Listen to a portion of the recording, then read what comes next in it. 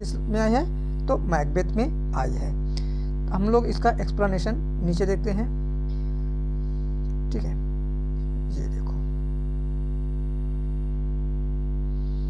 The above line mention in the life is but walking shadow a poor players occur in Shakespeare's Macbeth. This line has been extracted from act 5th scene 5th। किस में आया है ये?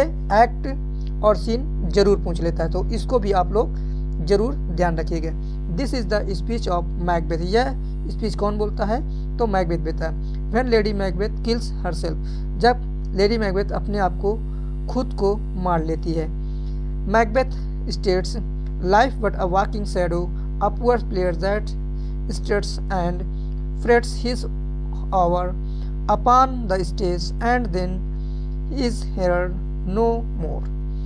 Macbeth pines over his miserable fate, calling life a walking shadow. ठीक है, किसको बोलता है? Life is a walking shadow.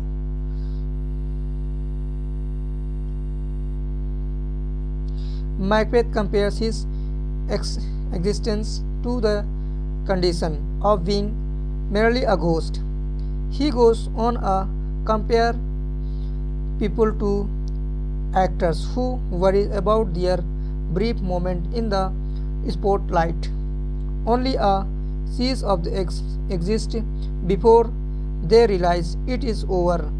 Shakespeare compares life metaphorically to a walking shadow. इसको कैसे यूज किया है? तो metaphorically यूज किया, ठीक है, walking shadow. And man a poor players emphasize to fleeting nature of life, ठीक है। Here Macbeth realize his pitiful existence from the moment he decide to kill Duncan, ठीक है, kill king Duncan, to the moment when he be beloved wife lady Macbeth kills herself, has been destroyed by his reckless ambition. तो इसमें ambition की वजह से Macbeth पूरी तरह से डिस्ट्रॉय हो जाता है और बर्बाद हो जाता है, ठीक है। और मैकबेथ ये क्या है? शेक्सपियर की एक 4 ग्रेट ट्रेजेडी में से एक है, ठीक है। इसका जो लिखी गई तो 1606 में लिखी गई, ठीक है। हम लोग देखते हैं अपना next question. Shakespeare's theme of the Shakespeare's sonnet. तो शेक्सपियर के सोनेट की जो थीम होती है वो क्या होती है? तो ऑप्शन ए क्या होती है? वो लव होती है, ठीक है। तो अब हम लोग देखते हैं उसका थोड़ा सा एक्सप्लेनेशन जो ये है, ठीक है। Shakespeare sonnet themes explore the idea of love age ageing, beauty, time, lust, practical obligations and feeling of a incompetence, ठीक है। तो इन सबको आप लोग याद कर लीजिए, जैसे ageing, beauty, time, lust, practical obedience and feeling of the incompetence, ठीक है। तो कभी कभी पूछ लेगा कि इनमें से शेक्सपियर के सोनेट में कौन सा शामिल नहीं है, तो ये भी पॉइंट आप लोग जरूर याद कर लीजिएगा, ठीक है। His sonnets theme focus on the idea of conflict between real love and simple sexual desire, ठीक है, वास्तविक लगाव और साधारण sexual Dzire.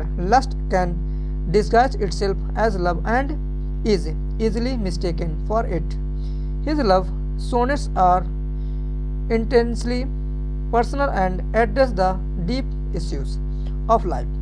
This theme does not have a single definition, but rather an intangible collection of characteristics that together make a powerful force that defeat all obstacle. ठीक है, तो ये इसका एक्सप्लेनेशन था. तो शेक्सपियर ने टोटल कितने सोनेट लिखे हैं? 154 सोनेट लिखे हैं, जिनको कलेक्टिवली कब पब्लिश किया जाता है? तो 1609 में पब्लिश होते हैं. ठीक है, कौन करता है? तो थॉमस थॉर्प को पब्लिश करते हैं, ठीक है, जिसमें से 1 से 126 तक WH एडन को डेडिकेट है, ठीक है, हॉल ऑफ हर्शले को। 127 से 152 तक किसको डेडिकेट है था, डार्क लेडी को है, ठीक है। और लास्ट के 2 सोनेट किसको डेडिकेटेड था, तो गॉड ऑफ क्यूपिड को, किसको, गॉड ऑफ क्यूपिड को डेडिकेटेड है, ठीक है। ये पॉइंट जरूर आप लोग कहीं नोट कर लीजिएगा। ये क्वेश्चन एक आना ही आना रहता है किसी भी कंपटीशन में, अगर शेक्सपियर से क्वेश्चन पूछता है तो। आइए अब हम लोग बढ़ते हैं अपने नेक्स्ट क्वेश्चन की ओर। The total number of Shakespeare written by, तो शेक्सपियर ने कितने सोनेट लिखे हैं, तो 154 सोनेट, ठीक है, वो अभी हम लोग पीछे देख चुके हैं। देखो, William Shakespeare wrote 154 sonnets. His sonnets can be divided into different sections of numerous ways.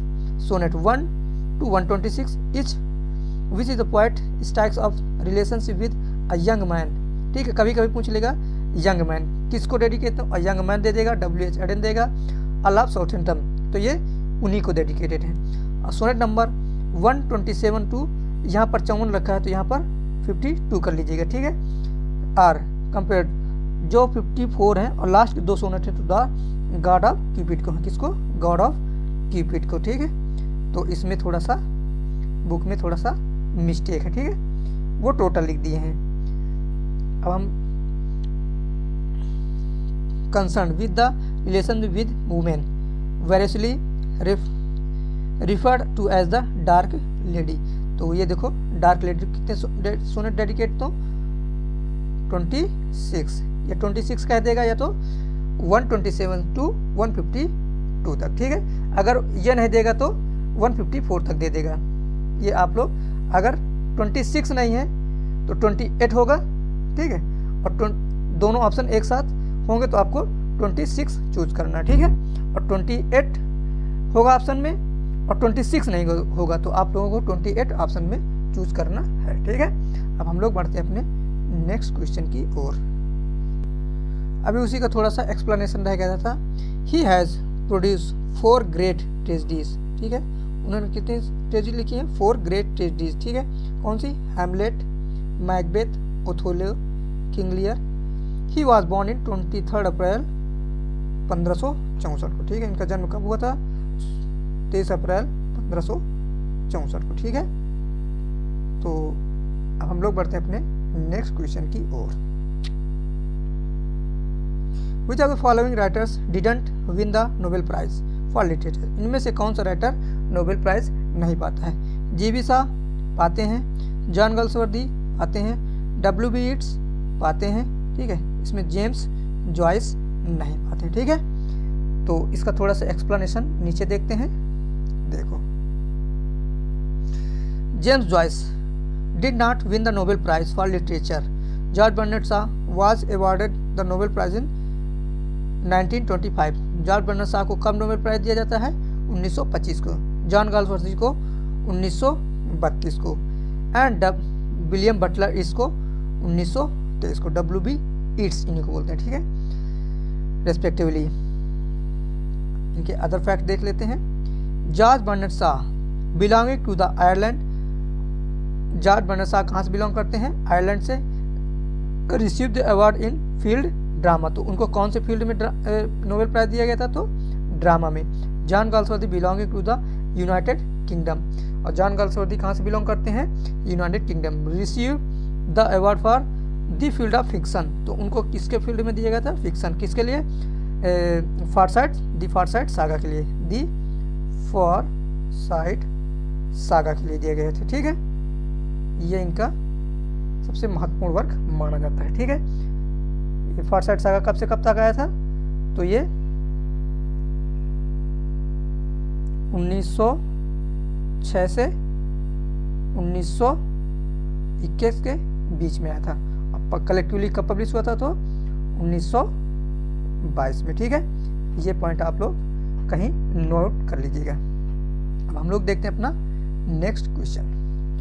In fiction the authors overall main idea of the most important message of the card. जो ऑथर का main idea होता है important in fiction, तो क्या होता है, वो होता है थीम। ठीक है, क्या होता है, थीम। थोड़ा सा थीम के विषय में नीचे देख लेते हैं। अब in fiction the authors overall main idea most important message a call to theme. इसको क्या बोलते हैं, थीम बोलते हैं। The theme is the main idea or underlying meaning of literary works. A theme may be implied or state. ठीक है, अब हम लोग देखते हैं अपना नेक्स्ट क्वेश्चन। देखो, what is the subtitle of the 12th night. तो 12th नाइट का सब टाइटल क्या होता है, तो इसका होता है व्हाट यू विल। क्या होता है, व्हाट यू विल। इसी में ओर्सिनो रहता है, ओलिविया और एंटोनियो सब इसी में है। ठीक है, हम लोग थोड़ा सा इसको देख लेते हैं 12th नाइट के विषय में। 12th नाइट और what you will can be understood as a either reference of the theme of the human desire as or an invitation of the audience to supply their own name for the drama। ठीक है, इसके some other fact देख लेते हैं। what you will the phrase was used by Olivia। कौन इसको use करता है what you will को, तो ओलिविया यूज करती है। इस पॉइंट को आप लोग जरूर याद कर लीजिएगा। was an Elizabethan colloquialism equivalent to the contemporary whatever you want। ठीक है, indeed what you will combines echoes of 12th night। अब हम लोग देखते हैं अपना नेक्स्ट।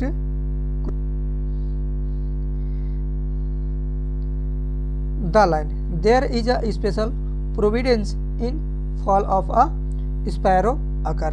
ये देखो, स्पैरो से आप लोगों को पकड़ना है। ठीक है, स्पैरो कहाँ पर है, तो स्पैरो ये हैमलेट, किस में है लाइन, हैमलेट में है। ठीक है, अब थोड़ा सा हम लोग इसके विषय में।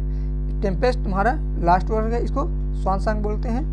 हेनरी VI ये शेक्सपियर का पहला वर्क माना जाता है। इसी पे रॉबर्ट ग्रीन ने इन पर कमेंट किया था, क्रिटिसिज्म किया था, और ये कॉमेडी है 12th नाइट। ठीक है, अब हम लोग देखते हैं इसके विषय में। This is the speech Hamlet to Horatio. Hamlet किससे बोलते हैं, होरेशियो से। In act 5th scene 2nd में। एक्ट जरूर याद कर लीजिएगा और सीन ये जरूर पूछता है। लाइन तो आप लोगों को याद हो जाएगी, लेकिन एक्ट और सीन बहुत रेयर केस में याद होते हैं। In Hamlet when Horatio wants Hamlet that he will lose the duel with Laertes. ठीक है, Laertes he reveals that he has decided to give in the god's providence that is fate. The reference to the fall of sparrow is from Matthew 10.29. Hamlet argues with Horatio that God control everything ever, something as trivial as a sparrow's death। ठीक है, तो ये line आप लोग जरूर याद करिएगा। अब हम लोग बढ़ते हैं अपने नेक्स्ट क्वेश्चन की ओर। The rare action is in virtue than in vengeance. तो ये किस लाइन से है, शेक्सपियर के प्ले से, तो ये तुम्हारी टेम्पेस्ट की लाइन है। कौन सी है, कौन सी वर्क की है, टेम्पेस्ट की ये लाइन है। थोड़ा सा टेम्पेस्ट के विषय में देखते हैं, कहाँ से है टेम्पेस्ट की ये लाइन। देखो, दिस इज द प्रेस्प्रोज स्पीच। ये किसकी स्पीच है, तो ये प्रेस्प्रोज की होती है। The Tempest act 5th scene 1st किसकी है, एक्ट 5 और सीन 1st की है। By this statement subtle revolution after year of the living in exile and plotting his return to Italy. The Tempest emphasizes on mercy and forgiveness are hallmarks of Shakespeare's romance, that is 4 plays: The Tempest, Pericles, Winter Tales and Cymbeline। ये Shakespeare के कौन से किस में आते हैं, तो ये रोमांस में ये वर्क माने जाते हैं। कौन कौन से, the tempest, Pericles, winter tale and Cymbeline. written late in playwright's career. Prospero's capacity to forgive those who have betrayed him। तो क्या प्रोस्पेरो की जो क्षमता होती है वो क्या होती है, जो उसके साथ धोखा देते हैं उनको भी वो माफ़ कर देता है। मिरांडास एम्पैथी मिरांडा की एम्पैथी पर, ठीक है, सहानुभूति पर। एरियल, मर्सी एंड गोंजेलो, एक गोंजागो करेक्टर है, एक गोंजेलो है। तो गोंजागो किस में है तो हैमलेट में है, और गोंजेलो किस में है तो ये टेम्पेस्ट में है, ठीक है। 2 fullness dramatise the Trump of the human spirit. अब हम लोग बढ़ते हैं अपने नेक्स्ट क्वेश्चन की ओर। देखो 14 brush is a character in Shakespeare. तो 14 ब्रश शेक्सपियर के कौन से प्ले में रहता है तो ये हैमलेट में रहता है, ठीक है। ये क्या रहता है, ये हैमलेट का एक मोस्ट इंपॉर्टेंट करेक्टर है, ठीक है। अब हम लोग थोड़ा इसका 14 ब्रश के विषय में देखते हैं। देखो 14 ब्रश यंग मैन, ठीक है, is a character in Shakespeare's Hamlet. Several characters will reflect Hamlet but 14 brush is the first to be named in the play in the whom we see likeness to the prince of Denmark, ठीक है। ये भी एक Prince of Denmark की तरह ही रहता है। Shakespeare had created 4 great tragedies, Hamlet, Macbeth, Othello, King Lear. He was born in 1564। Start for upon Avon, यहाँ पर ऑन और अपॉन, इसमें आप कंफ्यूजन नहीं हो जाएगा, अपॉन को ही मारिएगा, ठीक है, अपॉन ही माना जाएगा। हम लोग बढ़ते हैं आज के नेक्स्ट क्वेश्चन की ओर। Which are the following is not a character in as you like it. तो एज यू लाइक इट में कौन सा करेक्टर नहीं है। रोजालिन रहती है, सीलिया रहती है, ओरलैंडो रहता है, लेकिन पोर्शिया नहीं रहती। पोर्शिया कहाँ पर रहती है तो ये मर्चेंट ऑफ वेनिस में रहती है। कहाँ पे रहती है, मर्चेंट ऑफ वेनिस में रहती है, ठीक है। थोड़ा सा हम लोग इसको आगे, Portia is the wealthy heiress Belmont. Portia कहाँ की हीरोइन रहती है तो बेलमोंट की। Is not a character in as you like it, ये एज यू लाइक इट में नहीं रहती है। She is the leading character in merchant of Venice. देखो मर्चेंट ऑफ वेनिस में लीडिंग करेक्टर का रोल अपीयर करती है। She delivers an eloquent speech, वो क्या करती है, एक एलोक्वेंट स्पीच देती है। The quality of mercy is not stain, यह जो लाइन है ये बहुत इंपॉर्टेंट लाइन है, ये कई बार एग्जाम में पूछी जा चुकी है, ठीक है।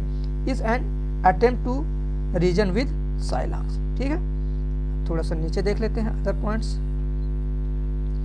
The merchant of Venice has been written in the form of tragic comedy. ये कैसी है, merchant of Venice tragic comedy है। कब ये क्वेश्चन आया हुआ, कब आया है, सन 2016 में। कब आया था, 2016 में, ठीक है। तो अब ये क्वेश्चन आप लोगों से मिस्टेक नहीं होगा।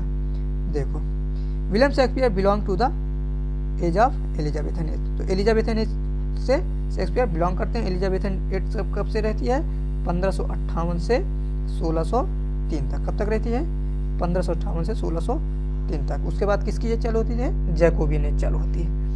अब हम लोग देखते हैं अपना next question. William Shakespeare belonging to the, तो शेक्सपियर किस एज से बिलोंग करते हैं तो एलिजाबेथन एज से बिलोंग करते हैं। एलिजाबेथन एज कब से रहते हैं, 1558 से 1603। ये मैं आपको बार बार इसलिए बता रहा हूँ कि आप लोगों को ये रट जाए, ठीक है। मैं इसलिए आप लोगों को ये एज बार बार बता रहा हूँ। थोड़ा सा आप लोग नीचे देख लीजिए। William Shakespeare belonged to the Elizabethan age. This age is a remember at the time of the great wave of the English nationalism.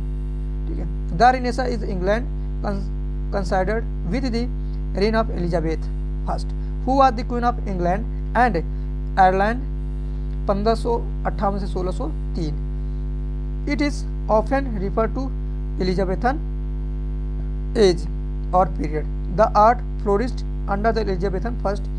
Her personal love for poetry, music and drama helped to establish a climate in which it was fashionable for the wealthy. ठीक है। Member of the court. Shakespeare was known as the best playwright during this age. Shakespeare को Elizabethan age का सबसे महत्वपूर्ण writer माना जाता है। ठीक है, उस एज में तो बहुत राइटर थे, क्रिस्टोफर मार्लो थे, रॉबर्ट ग्रीन थे, जॉर्ज पील थे, ठीक है, थॉमस नैश थे, बहुत राइटर थे, लेकिन उनमें सबसे अच्छे राइटर आज तक के माने गए हैं तो कौन राइटर माने गए हैं? William Shakespeare. अब हम लोग देखते हैं अपना आज का नेक्स्ट क्वेश्चन। देखो, age can not wither her nor custom stale her infinite variety. तो ये लाइन कहाँ की है? तो ये एंटोनियो एंड क्लियोपेट्रा की लाइन है। ये भी लाइन बहुत इंपॉर्टेंट है। अभी तक जितने क्वेश्चन हम लोग पढ़े हैं सारे क्वेश्चन ही आप लोगों के एग्जाम की दृष्टि से बहुत इंपॉर्टेंट है। तो आइए हम लोग देखते हैं इसका थोड़ा सा एक्सप्लेनेशन। देखो, age can not be wither her nor custom stale her infinite varieties is the question belong to the Antony and Cleopatra. Macbeth, a fold is Scotland and Hamlet is Denmark. अगर पूछ ले तो setting कहाँ की है? तो वो Macbeth की स्कॉटलैंड है, हैमलेट की डेनमार्क है। क्या है? डेनमार्क में Elsinore castle. Antony and Cleopatra take the audience from the one end of the Mediterranean sea to the other is the course of the sea in a change. ठीक है, अब हम लोग बढ़ते अपने नेक्स्ट क्वेश्चन की ओर। Frailty thy name is woman is taken from. तो ये लाइन कहाँ से ली गई है? तो ये लाइन ली गई है हैमलेट से। ये लाइन कब बोलते हैं हैमलेट? जब उनकी मदर किंग हैमलेट के मृत्यु के बाद उनके अंकल क्लाउडे से शादी कर लेती हैं, तब ये लाइन हैमलेट बोलते हैं। किसके लिए? अपनी मदर के लिए। किसके लिए? गेरट्रूड के लिए। ठीक है, अब हम लोग देखते हैं इसका थोड़ा सा explanation.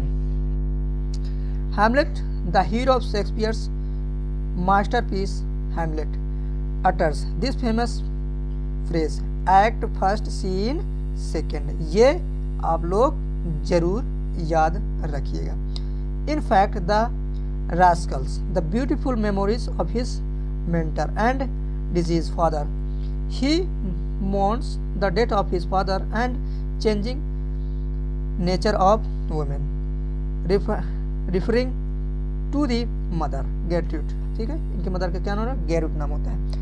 As she has married his uncle Claudius, किससे शादी कर लेती है? Claudius. He says, Frailty thy name is woman। ठीक है, हे दुर्बलता तेरा ही नाम महिला है। ठीक है, a little month of air of those who were old, with which she fold loved my poor father body. By women's he refer Gertrude, who is morally weak, become she has betrayed her husband by marrying his brother Claudius just after a month of her husband's death। ठीक है, तो वो कुछ ही दिन हुए थे उनके husband को मरे हुए और वो शादी कर लेती हैं किससे? किंग क्लाउडियस से। ठीक है, तो इसी दौरान ये मैकबेथ अपनी माँ के लिए लाइन बोलते हैं। ठीक है, अब हम लोग देखते हैं अपना next question. The quality of mercy is not stained, it dropped a gentle rain from the heaven। ये लाइन कहाँ से ली गई है? तो ये लाइन ली गई है मर्चेंट ऑफ वेनिस से। ये कौन बोलती है? तो ये पोर्सिया बोलती है। कौन बोलती है? पोर्सिया बोलती है। ठीक है, ये लाइन आप लोग जरूर याद रखिएगा। देखो, इसका एक्ट और सीन जरूर याद रखिएगा कहाँ बोली जाती है। The quality of mercy is not stained, it dropped as the gentle rain from the heaven। This line occur in the Merchant of Venice is occur where Portia Belmont Shylock to be merciful। It described in Act 4 scene 1। कहाँ पर आती है? Act 4 scene 1 में। In this way, Portia directly make an appeal to Shylock to live Antonio's life, saying that as we all pray and plead to God for mercy, to be merciful and kind towards us.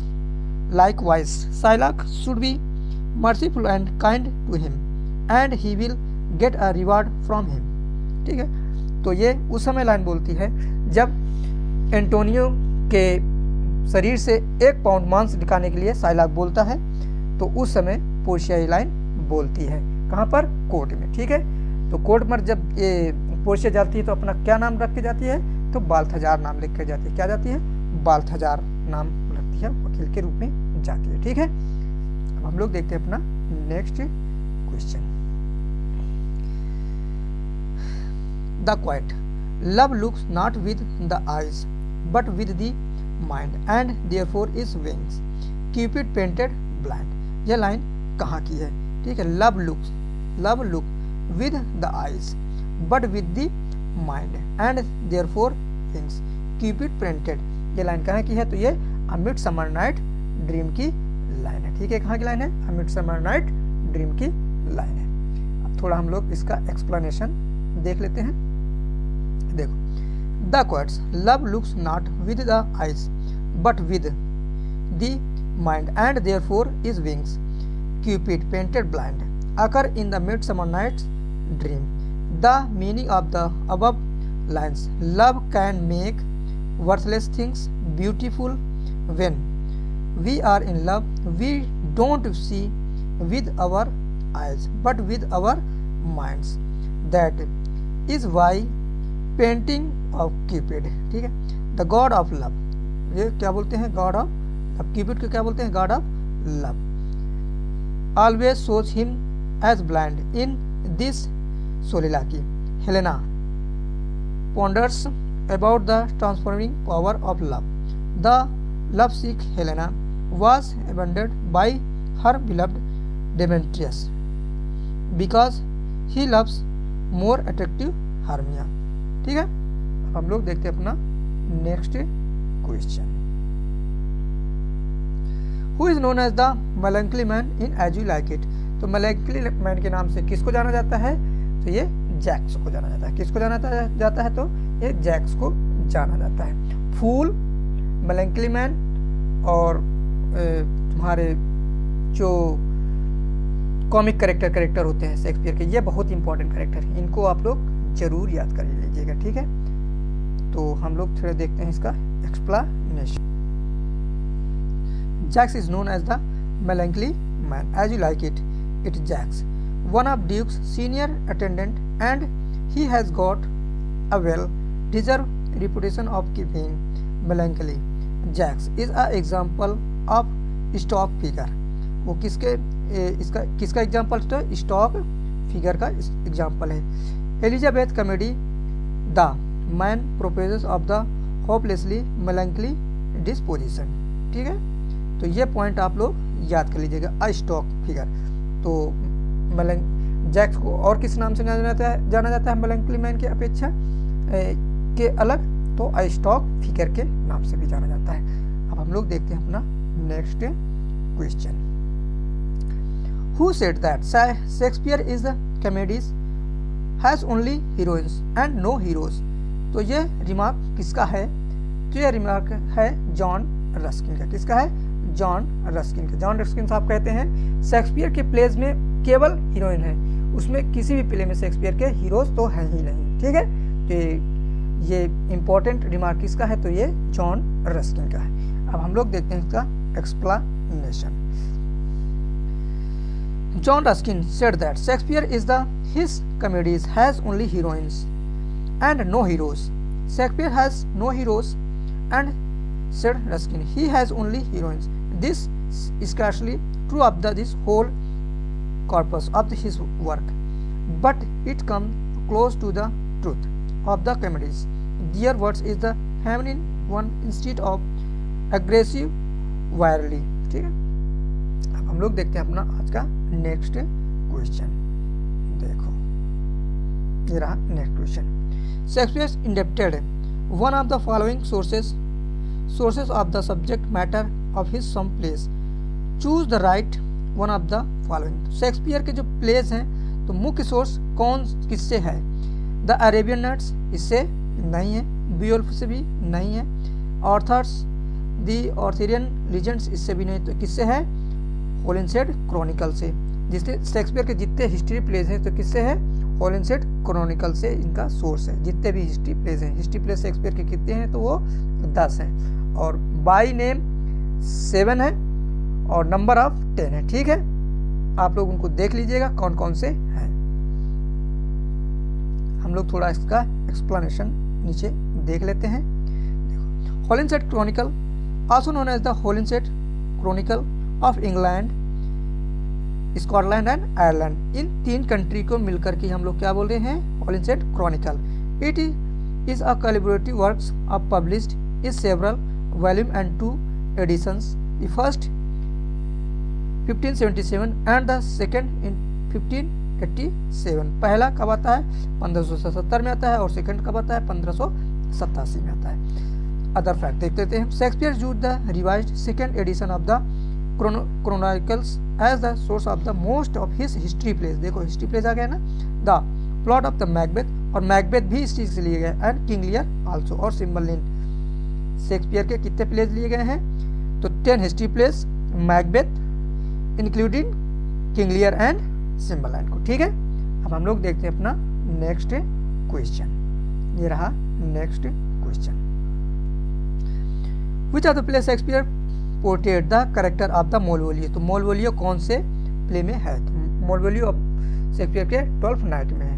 12th night क्या है, ये तो comedy है। ठीक है, थोड़ा सा मोलवोलियो के विषय में नीचे देख लेते हैं और 12th नाइट के विषय में देखो। In the 12th night Shakespeare portrait the character of the Malvolio being excessively arrogant and full of self pride. वो अपने आप में बहुत घमंड करता है। ठीक है, कौन, Malvolio. Overall through Malvolio Shakespeare intended to show the individual need to have a balanced scene of the self-awareness, to recognize their flaws and try to correct such flaws to do. 12th Night is a comedy play by written around 1601 से 1602 के बीच में work लिखा गया। कौन सा, 12th Night। अब हम लोग देखते हैं अपना next. Venus and Adonis is a poetic composition of a poet who was the tempests is also. तो कौन है, तो Venus and Adonis William Shakespeare लिखते हैं। कौन लिखते हैं, विलियम शेक्सपियर। ये 6 लाइन स्टेंजा से लिखी गई। ठीक है, 6 लाइन स्टेंजा है इसमें। ठीक है, तो कितने स्टेंजा हैं, वो 199 लाइन है। ठीक है, 199 लाइन है। इसमें आप 6 का मल्टीप्लाई कर लीजिएगा तो टोटल लाइन्स निकल आएंगी। थोड़ा सा इसके विषय में हम लोग देख लेते हैं। Venus and Adonis is a poem composed by William Shakespeare in 1592-93 में। कब लिखी जाती है, 1592-93 में। Venus and Adonis was entered into the stationers of register in 18 April 1593। Less than 2 months later of the poem appear in the quarto edition. ठीक है, publish and printed by Richard Field. तो इसको कौन पब्लिश करता है और print करता है, तो वो रिचर्ड फील कराते हैं। A Stratford upon Avon a man and a close contemporary of Shakespeare. जो कहाँ के व्यक्ति होते हैं, स्टेटफोर्ड अपॉन एवन के मैन होते हैं और कंटेम्प्रेरी समकालीन होते हैं किसके, विलियम शेक्सपियर के। अब हम लोग देखते हैं अपना नेक्स्ट क्वेश्चन। देखो, in which play of Shakespeare to the following lines occur, neither a borrower nor a lender be, for loan oft lose both itself and friend and borrowing dull the as of the husbandry. तो ये line कहाँ से ली जाती है, ये line ली जाती है अपने हैमलेट से। कौन ये लाइन बोलता है, तो ये पोलोनियस बोलता है। कौन बोलता है ये लाइन, पोलोनियस बोलता है। ठीक है, कब बोलता है लाइन, अपने बेटे से बोलता है, पोलोनियस। ठीक है, पोलोनियस बोलता है किससे, अपने बेटे लॉटस से बोलता है और अपनी पुत्री ओफेलिया से बोलता है। ठीक है, अब हम लोग थोड़ा इसका एक्सप्लेनेशन नीचे देख लेते हैं। देखो, the above liner were occurred in the famous play William Shakespeare's Hamlet, Act 1 Scene 3। कब बोलते हैं, Act 1 और Scene 3 में। लाइन नंबर कौन है, 75 से 77। This line were spoken by Polonius। देखो आ गया ना, Polonius who was giving advice to his son Lautus before Lautus head back to school। ठीक है, this saying was taken from the soliloquy by Polonius in the Act 1 Scene 3। ये Act 1 और Scene 3 इसको जरूर आप लोग अपने माइंड में याद रखिएगा। ठीक।